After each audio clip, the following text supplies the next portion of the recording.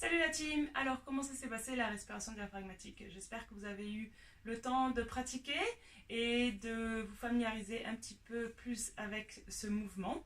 Aujourd'hui, on va passer à la suite et aujourd'hui c'est l'étape 2, c'est la respiration qu'on appelle costale. Pour celle-ci, comme vous voyez, je suis installée assise.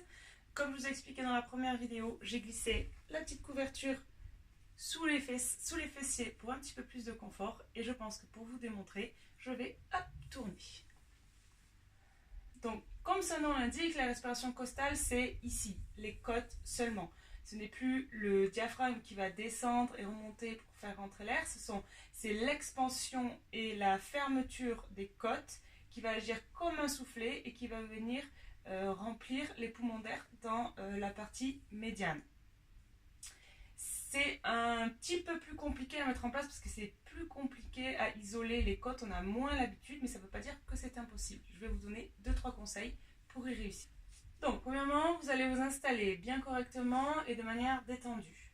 Les mains vont venir se placer sur les côtes, mais pas ici. Vous ne voulez pas que le bout des doigts soit au creux ici, là, de l'estomac. Vous voulez que les mains soient sous les aisselles, à l'alignement avec les aisselles, et les doigts sur les côtes. L'autre chose aussi, c'est qu'il va falloir par contre cette fois engager la sangle abdominale. Si vous n'engagez pas la sangle abdominale, automatiquement la respiration va passer par là. Donc il faudra pas relâcher, mais engager légèrement la sangle abdominale. Vous pouvez aussi laisser une main sur les abdos pour être sûr que ça reste engagé et glisser la deuxième sous les côtes. La respiration costale, elle est beaucoup plus faible. Ne cherchez donc pas à avoir le même volume d'air qui entre que celle que vous aviez dans la respiration abdominale. Une fois que vos mains sont placées, que l'abdomen est engagé, il vous faut vous concentrer sur cet espace. Pour moi, c'est beaucoup plus simple si on ferme les yeux et si vraiment dans notre tête, on le visualise. Donc, l'idée, c'est expirer complètement. Encore une fois, vous allez sentir les côtes là qui se rapprochent. Maintenant, vous allez vouloir respirer en poussant les côtes dans vos mains, mais vers l'extérieur, pas à l'avant. C'est pas ça qui avance, c'est les côtes vraiment vers l'extérieur, vers les côtés. Comme je dis, il faut un petit peu de temps pour s'habituer, mais en vous concentrant, vous y arriverez, il n'y a aucun souci.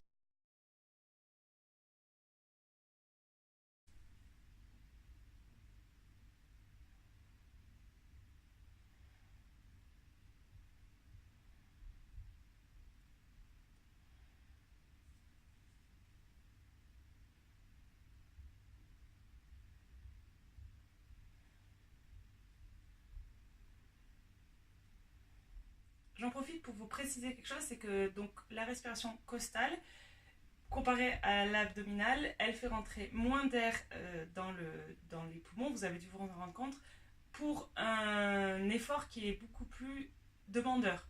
Donc si vous respirez tout le temps par cet espace-là, vous allez forcément vous fatiguer puisque ça demande beaucoup d'efforts pour une oxygénation qui est moindre. C'est pour ça qu'il est important de savoir où est-ce qu'on localise sa respiration. On vient donc de voir la respiration costale, qui est la deuxième partie de la respiration complète. De nouveau, si vous avez des questions, n'hésitez pas dans les commentaires dessous, sur le blog, sur Instagram ou sur Facebook. De même que pour la première fois, si vous pratiquez à la maison, si vous voulez me taguer, c'est avec plaisir. Comme ça, je regarde vos vidéos et on en discute. Allez, je vous dis à la prochaine pour la troisième et dernière étape. Bonne pratique à tous!